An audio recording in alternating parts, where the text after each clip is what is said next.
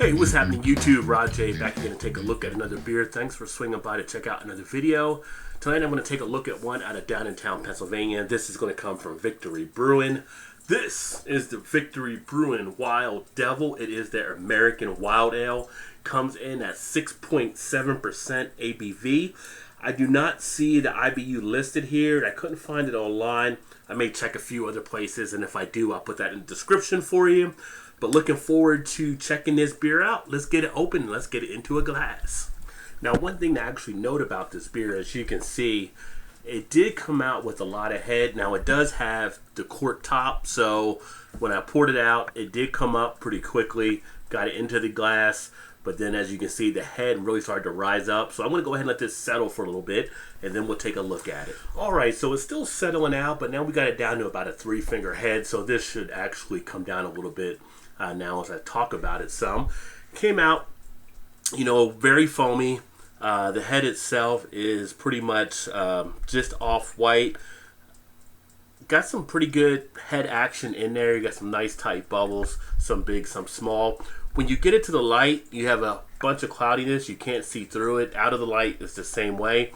But it has kind of that orange, golden, deep orange kind of color, I guess you can say. It's definitely a dark amber.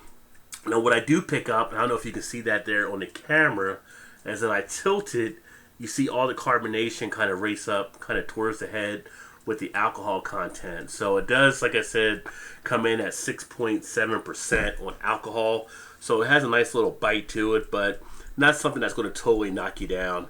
As far as the aroma, get a lot of the malts coming out, a big amount of what I would consider to be kind of a candy sweetness.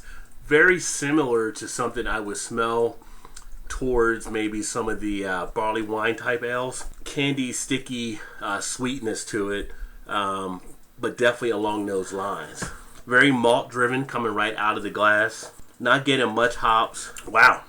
When it tastes, it's not bad. It's got a nice flavor that hits the mouth as it comes out of the glass. You don't get a ton of bitterness. You get some on the front, kind of smooth, but you feel it a little bit more on the back end when you swallow. But the texture has almost a little bit of a chewiness to it, I would say, as well. Really gets into the cheeks very nicely. Definitely one you can sit back and enjoy. It's not one you have to rush through. You can definitely sit here and sip and enjoy this one. Now, I have it pretty much a good degree of cold. Is probably in about the high 30s, maybe low 40. But it might be something good to let warm up a little bit more. I think that'll actually bring out more of the flavors, more of the aroma as well. You can now see some of the lacing also taking place, which is very nice. Carbonation isn't too bad. Carbonation actually sits very nice on the palate. I'm not really getting the urge to really heavily burp right now. I think this will actually be a nice one. You could actually team up with a cigar, as far as one that you can sit back and put your feet up with. You do have some of that in the aftertaste, a little bit of that alcohol, I would say, though. I do feel some of that sliding down the back end. Not really too off-putting, but you definitely feel it being in there. But all in all, not a bad, I guess, wild ale. It's the first time I've had one from Victory, and Victory does a good job out of Pennsylvania. They're actually in that process now of merging with Southern Tier, so it'll be interesting to see how the beers go once they get together. But Wild Devil, not bad. There is some information there on the back end, a little bit of story about the bottle, so I'll put that up here too.